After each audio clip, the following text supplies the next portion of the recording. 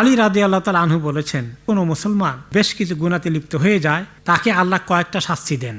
এক নম্বর হচ্ছে ইবাদতে আল্লাহ তাকে অলস করে দিবেন, ইবাদতের আগ্রহ থাকবে না, ইবাদতে মজা পাবে না।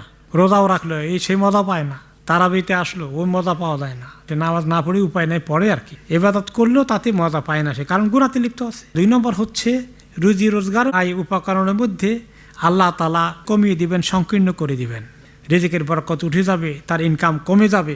3 নম্বর হচ্ছে মজার জিনিসটা এত মজার হয় না, বেশিক্ষণ থাকে না।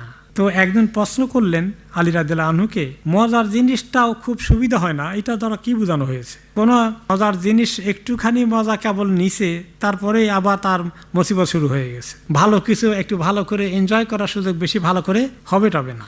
এটা হচ্ছে আল্লাহ তাআলা নাশকরীর করার শাস্তি।